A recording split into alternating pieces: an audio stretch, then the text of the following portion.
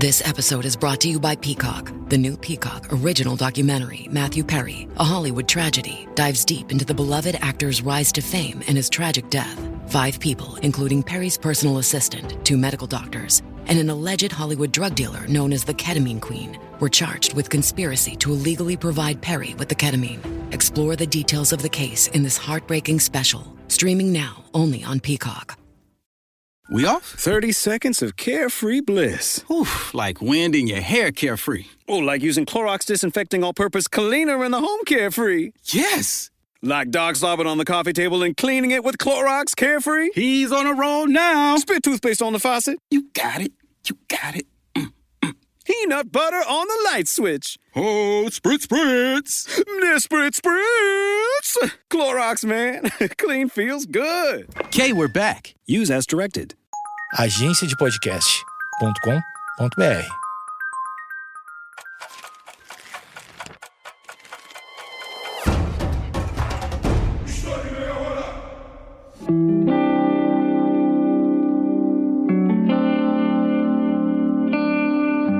Bandido bom é bandido morto? Na prática, a lei é a mesma para todo mundo? Essas são apenas algumas perguntas que podemos nos fazer quando estudamos com mais atenção a história dos direitos humanos, um aspecto fundamental da nossa vida em sociedade. Esse episódio é importante porque se trata de um tema que relaciona com todo mundo, mas que ao mesmo tempo muitas vezes não é compreendido por uma parcela da sociedade. No fim das contas, entender o que são os direitos humanos vai te ajudar a olhar para a realidade com um olhar mais crítico, entendendo quais mudanças precisam ser feitas. Como sempre, eu quero lembrá-los que eu baseio meu conteúdo em fontes e em autores confiáveis, que você pode e deve consultar na descrição do episódio. A primeira coisa que precisamos fazer aqui hoje é compreender do que a gente está tratando. Os direitos humanos podem ser resumidos como um conjunto de direitos básicos que todo ser humano possui. Esses direitos estão relacionados a algumas áreas diferentes. Por exemplo, existem os direitos que são civis e políticos, como por exemplo o direito à vida, à propriedade, à liberdade religiosa e à liberdade de expressão. Existem também direitos que são econômicos e sociais, como o fato de poder trabalhar, ter acesso à saúde e acesso à educação. Enfim, esses são apenas alguns casos de como essa ideia pode ser expandida para abarcar mais aspectos da vida humana. Porém, essa é uma realidade jurídica que passou a existir somente após a publicação da Declaração Universal dos Direitos Humanos. Até lá, a noção de direito foi muito diversa ao longo da história. Se estamos em busca de uma narrativa histórica dos direitos humanos, precisamos necessariamente passar por um período que conhecemos como o Antigo Regime, que se fez presente nas sociedades modernas europeias. O Antigo Regime é um conceito bem importante na história e se refere basicamente a uma estrutura social, política e até mental de organização da sociedade. Quando falamos nesse tipo de sociedade, estamos nos referindo a uma sociedade organizada a partir da ordem. Cada coisa existe por um motivo específico e deve cumprir uma função. Essa lógica foi transportada para a sociedade, onde cada pessoa, ou melhor, cada grupo social, estava em determinada posição, com o objetivo de manter essa ordem. Quem explica isso muito bem é um jurista francês chamado Charles Lousieux, que escreveu um livro em 1610 dizendo o seguinte sobre essa forma de organização, abre aspas. Como o povo é um corpo com várias cabeças, ele é dividido por ordens, prioridades ou ocupações específicas. Alguns são dedicados particularmente para o serviço de Deus, outros para proteger o Estado com seus braços, outros para nutrir e mantê-lo através de ocupações pacíficas. Estas são nossas 3 ordens, ou estados gerais da França: o clero, a nobreza e o terceiro estado. Fecha aspas. Esse relato é particular da França, mais especificamente na questão dos 3 estados. Mas ele nos serve como uma demonstração de como toda a mentalidade europeia da época pensava. Esse tipo de sociedade entende que existia uma ordem certa para os grupos, mas que essa ordem não seria traduzida em mobilidade social entre os estados. Na prática, isso quer dizer que se você fosse um camponês durante a Idade Média ou algo do tipo, com absoluta certeza, você morreria como um camponês. Além disso, essa sociedade de ordens era marcada por uma desigualdade jurídica. As pessoas não eram consideradas iguais perante a lei. E é nesse ponto que esse assunto começa a fazer mais sentido quando pensamos na ideia de direitos humanos. Afinal, os direitos humanos serão universais. A sociedade do antigo regime é importante nessa narrativa, porque as críticas a esse regime vão se tornar uma base bem importante do caminho que vai resultar na gama de direitos que estamos conversando hoje.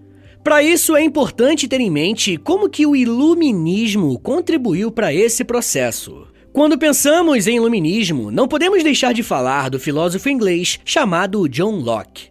Locke nasceu na Inglaterra e viveu entre os anos 1632 a 1704 e desenvolveu as suas principais ideias na Holanda. Locke precisou ir para os Países Baixos porque estava fugindo do rei absolutista Carlos I. Dentre as divergências entre o filósofo e o rei, existia um pano de fundo envolvendo questões religiosas. Nesse período, a Inglaterra foi um país que viveu intensas disputas políticas motivadas por causas religiosas. E quando Locke chegou na Holanda, ele viu um país mais aberto à convivência pacífica de religiões diferentes. Estar em um lugar como esse foi crucial para que o Locke escrevesse livros e artigos argumentando a favor da liberdade. Até hoje, Locke é considerado o pai do liberalismo. E isso acontece porque Locke defendeu alguns pontos que devem basear qualquer sociedade saudável, segundo ele. A primeira coisa que você deve saber sobre Locke é que ele defendia a ideia de direito natural.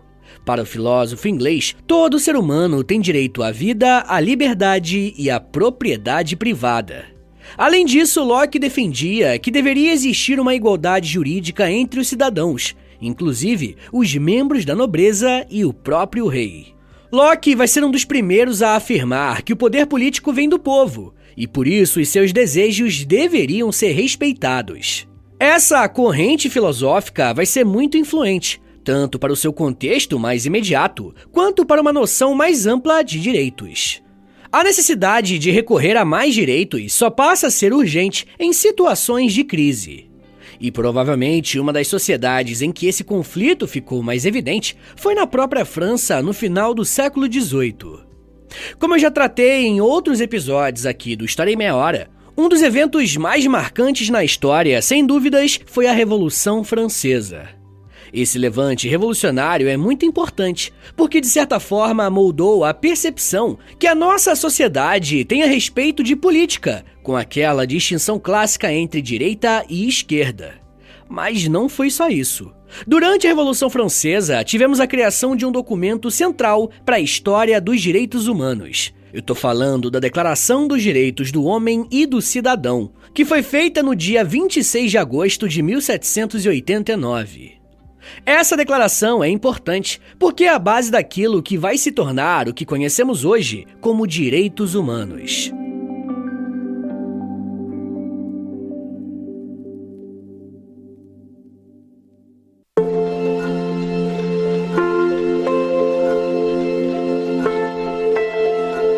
A Declaração dos Direitos do Homem e do Cidadão é um documento que legitima algo que o John Locke escreveu anos antes, que eram as liberdades individuais, seja de crença ou liberdade de expressão. Além disso, essa declaração colocava fim ao antigo regime, pois uma das resoluções afirmava que todo o poder emanava do povo. Olha só o que o professor Daniel Gomes de Carvalho, do podcast História Pirata, falou sobre a criação desse documento, abre aspas.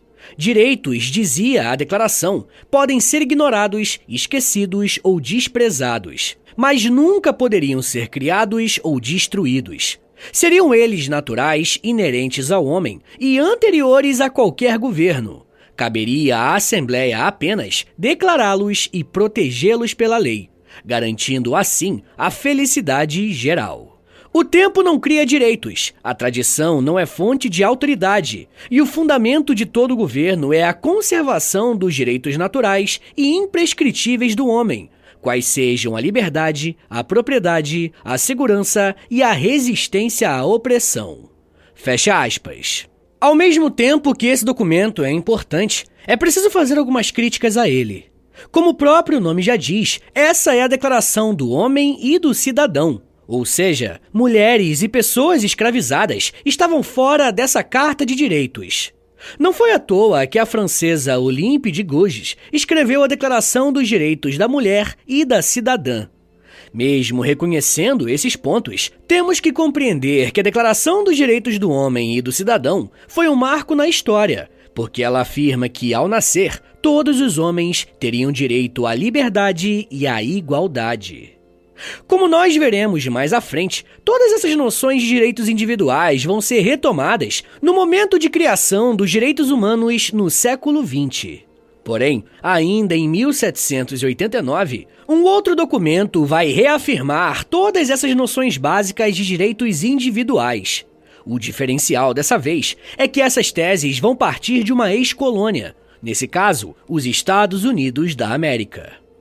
Durante o processo de independência, o Congresso dos Estados Unidos, em setembro de 1789, deu início à escrita da Declaração dos Direitos dos Cidadãos dos Estados Unidos, conhecida também como Bill of Rights. Esse documento era formado por uma série de artigos que continham a proibição do Congresso de fazer leis que desrespeitassem qualquer religião e que proibissem o seu livre exercício. O documento impedia a violação do, abre aspas, direito do povo de manter e portar armas, fecha aspas, e proibia o governo federal de privar qualquer pessoa do direito à vida, liberdade ou propriedade sem o devido processo legal.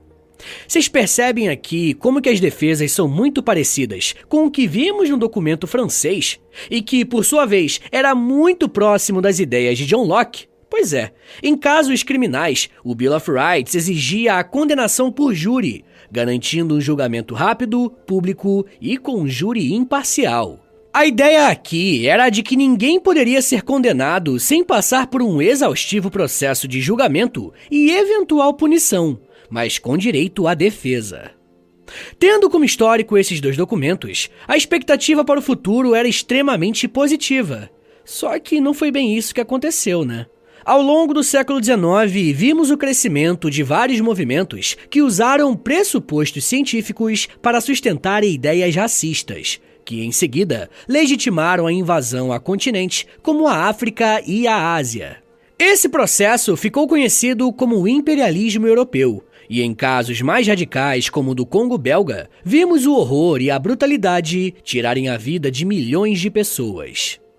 Já no século XX, alguns historiadores vão chamar esse período de século da catástrofe, fazendo referência a inúmeros eventos que vão tirar a vida de milhões de pessoas, em especial alguns genocídios, como o genocídio armênio, praticado pelo Império Otomano, e também o mais famoso, que é o genocídio judeu, que ocorreu durante a Segunda Guerra Mundial e é mais conhecido como o Holocausto.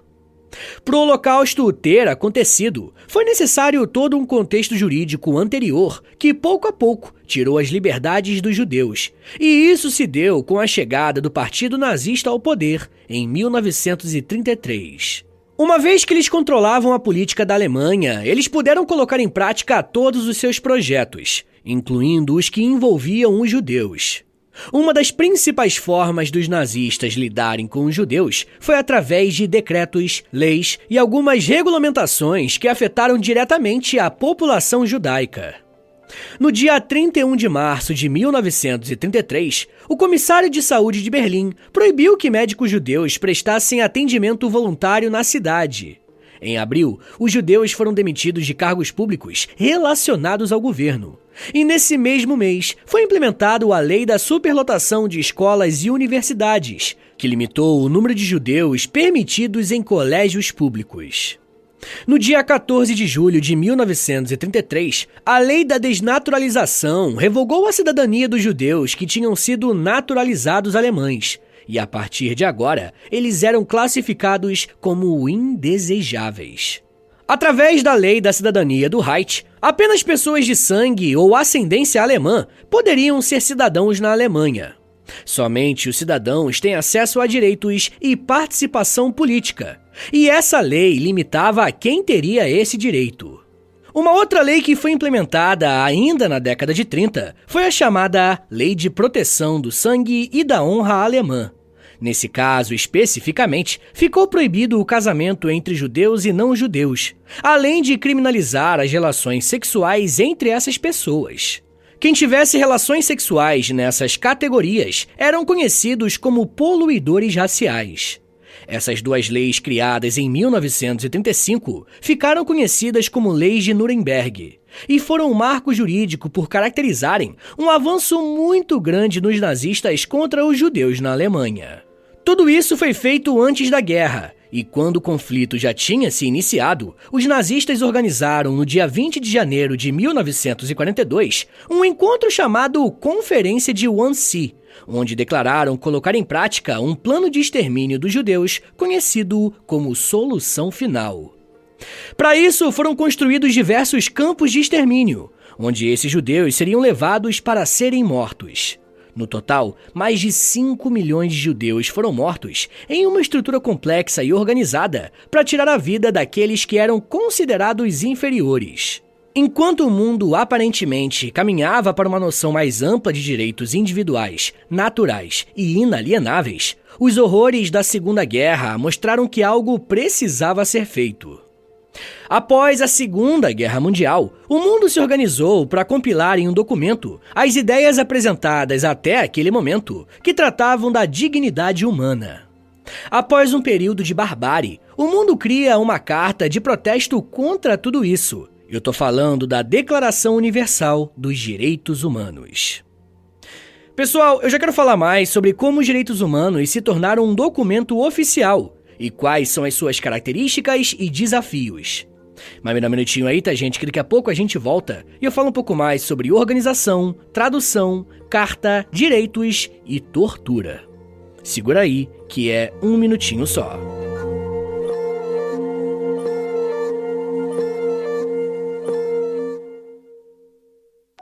Fala pessoal, tô passando aqui rapidinho para avisar vocês que se você se torna um apoiador do podcast, você recebe acesso a mais de 140 episódios exclusivos que você pode ouvir no aplicativo do Apoia-se. E toda semana eu publico um novo episódio exclusivo lá para vocês. E dependendo do nível do apoio que você assinar, você também recebe acesso ao Clube do Livro do História em Meia Hora e ao Close Friends lá no Instagram, onde eu publico diariamente curiosidades históricas. Então é isso, assine o apoia.se/História em Meia Hora para você receber um monte de conteúdo exclusivo e ajudar o meu trabalho a continuar de pé.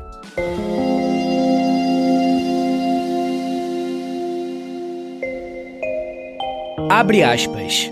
Artigo 7º. A lei deve ser igual para todos, deve proteger a todos. E o documento da declaração também vale para todos, não importando as diferenças. Artigo 8º. Toda pessoa pode recorrer ao sistema de justiça contra as violações da lei que as atingirem. Artigo 9º. Proíbe as prisões, detenções ou exílios arbitrários, ou seja, que não foram resultados de um processo legal que comprove o ato como determinação de uma sentença judicial ou de algum tipo de medida judicial válida. Fecha aspas. As palavras que você acabou de ouvir são alguns artigos que compõem a Declaração Universal dos Direitos Humanos.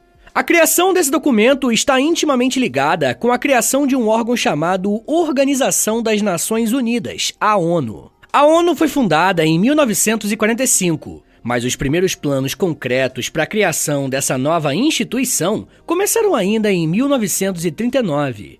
E quem liderou esse processo foi o Departamento de Estado dos Estados Unidos. O estabelecimento de uma entidade internacional visava garantir a paz, e desde a sua origem, a ideia era resgatar os princípios que eu comentei no bloco anterior. No contexto da Segunda Guerra Mundial, a Declaração das Nações Unidas queria estabelecer algumas propostas contra a Alemanha, Itália e Japão. Se liga só, abre aspas.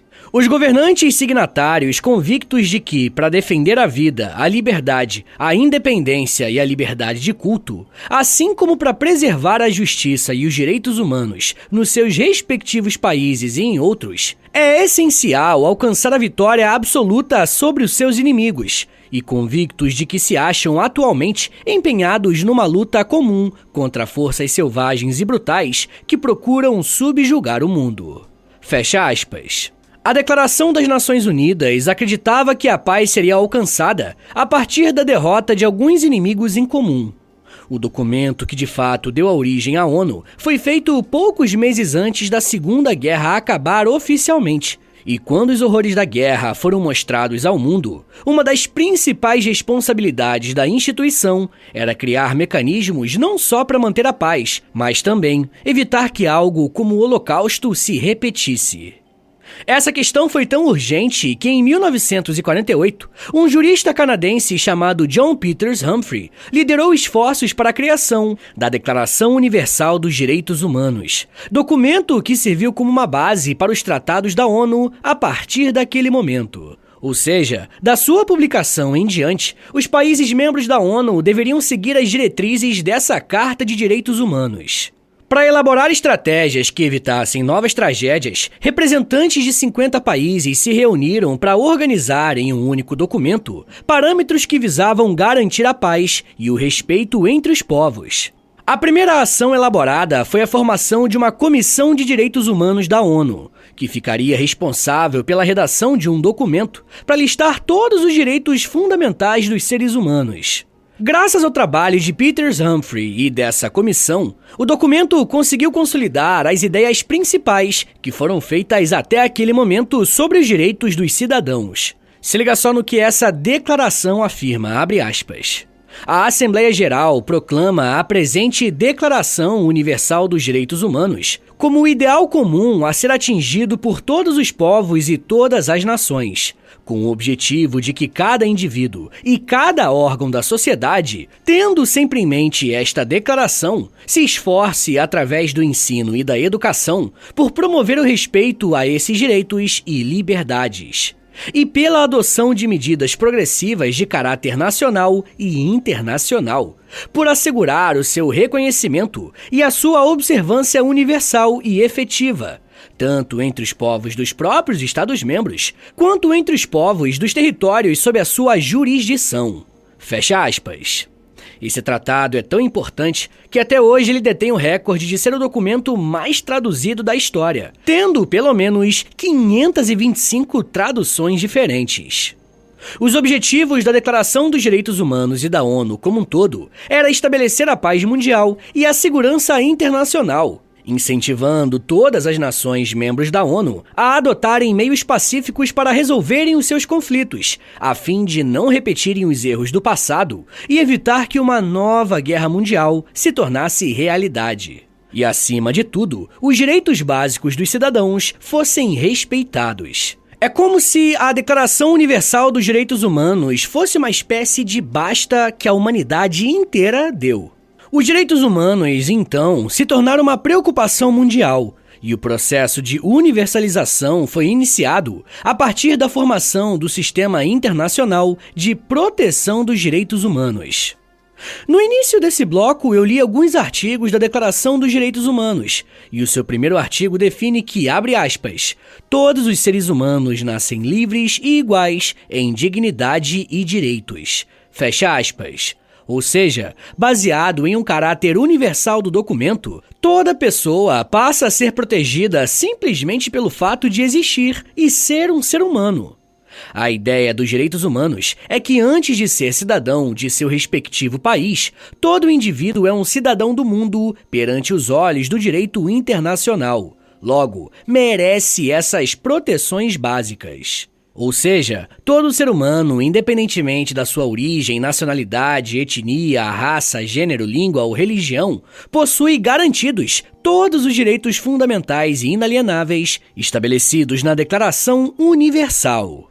Além de ter redigido o documento central que trata dos direitos humanos no mundo, a ONU tem a tarefa de tentar garantir a aplicação desses direitos. Porém, a ONU não pode atuar como uma fiscal ou central reguladora, ordenando ações dentro dos países e governos.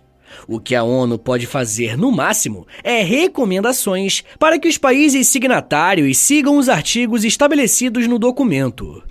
Isso nos coloca diante de uma seguinte questão. Por mais que os direitos humanos sejam um documento importantíssimo, a sua aplicação depende de que os governos locais estejam alinhados com esses princípios.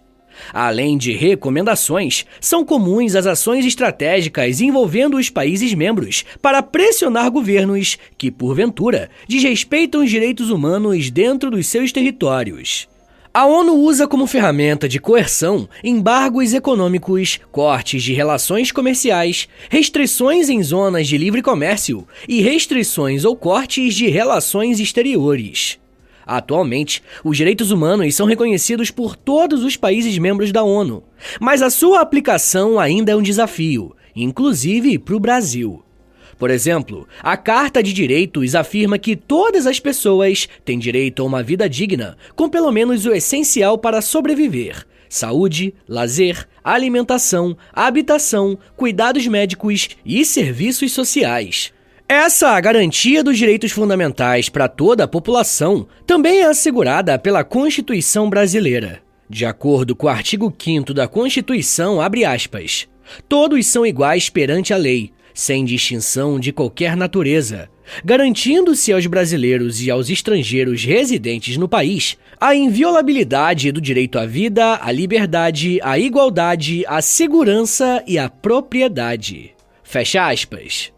Apesar dessa descrição categórica, a aplicação desses direitos nem sempre acontece, e muito menos é garantido para todos. Um exemplo disso pode ser visto na falta de cumprimento desses direitos para pessoas em situação de rua. Com dados de 2019, quase 175 mil pessoas viviam nas ruas do Brasil. Em setembro de 2022, o número foi atualizado para quase 215 mil, de acordo com o Observatório Brasileiro de Políticas Públicas com a População em Situação de Rua. Essas são pessoas que se encontram invisibilizadas na sociedade. Muitas vezes sem documento de identidade e sem acesso aos direitos fundamentais, como moradia, alimentação, saúde e segurança. Um outro ponto que o Brasil enfrenta muita dificuldade em combater é a respeito do trabalho análogo à escravidão. Na última década, mais de 13 mil trabalhadores em condições similares ao trabalho escravo foram resgatados no Brasil. No nosso país, esse tipo de prática de trabalho é crime. O trabalho é considerado análogo à escravidão quando determinadas práticas ilegais são submetidas ao trabalhador, como, por exemplo, trabalho forçado, jornadas exaustivas, manter os trabalhadores em condições degradantes, restringir a locomoção, se apoderar de documentos ou objetos pessoais para obrigá-los a ficar no local de trabalho e outras coisas. Você pode afirmar que esses são os desafios mais recentes do Brasil com a manutenção dos direitos humanos. Porém, há 60 anos o Brasil passou por uma ditadura militar, que praticamente institucionalizou a prática da tortura em adversários do regime político. Por conta do nosso passado escravista, o uso desmedido da força sempre se fez presente em diferentes situações, inclusive em casos contemporâneos.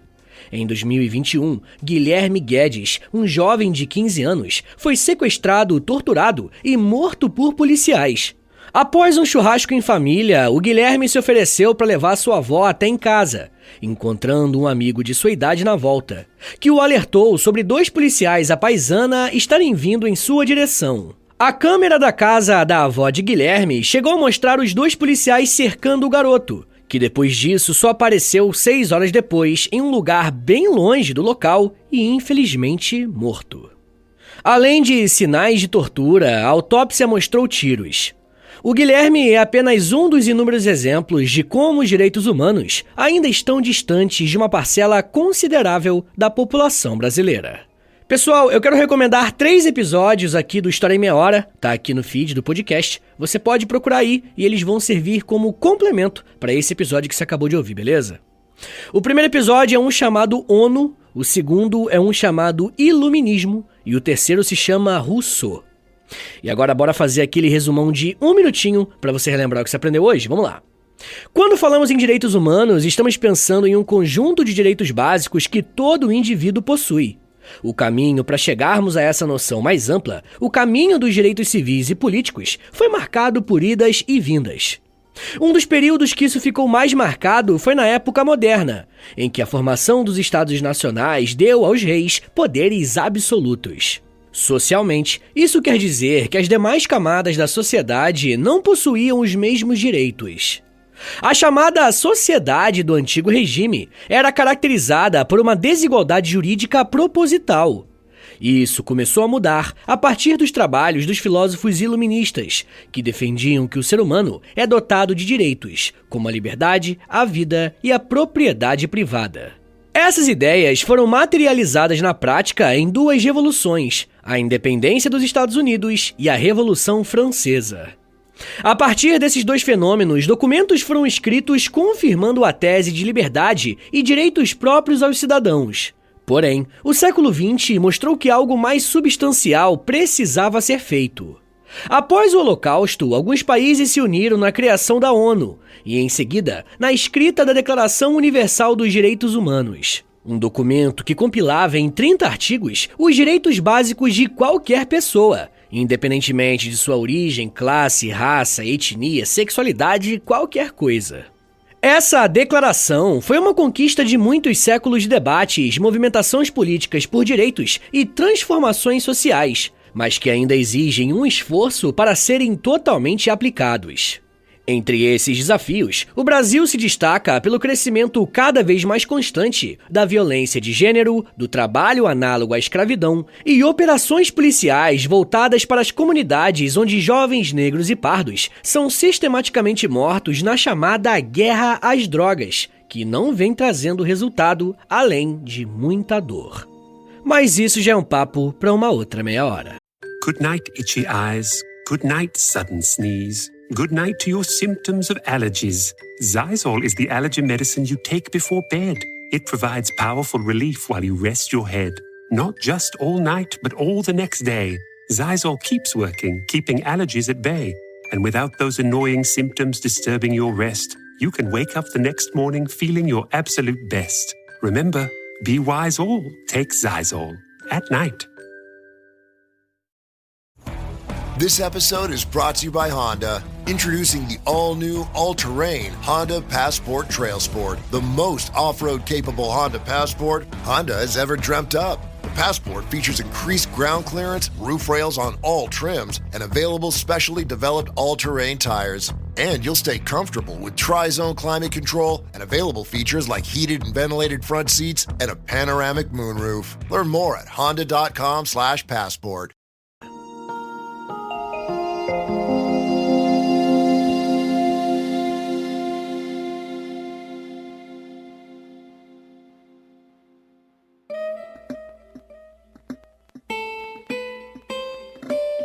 Senhores, muito obrigado por terem ouvido até aqui. Meu nome é Vitor Soares, eu sou professor de História e você acabou de ouvir o História em Meia Hora. Segue a gente aí na sua plataforma de áudio favorita para não perder nenhum episódio. Se você estiver ouvindo no Spotify ou na Apple Podcast, avalia o nosso podcast aí com 5 estrelinhas, tá bom? Quero lembrá-los também que a melhor forma de apoiar o podcast é assinando o nosso Apoia-se, tá bom? É apoia.se/História em Meia Hora. Uma outra forma de ajudar o podcast é através do nosso Pix. Anota aí que é o meu Pix e o meu contato também. É historiaemmeiahora@gmail.com. Mas se você não tiver condições de ajudar o podcast financeiramente, mas quer ajudar de outra forma, a melhor forma de longe é, primeiro, indicando o podcast para um amigo e, segundo, compartilhando nas redes sociais. Aí você aproveita e me marca no @História em Meia Hora, porque aí eu vou poder te agradecer pela ajuda.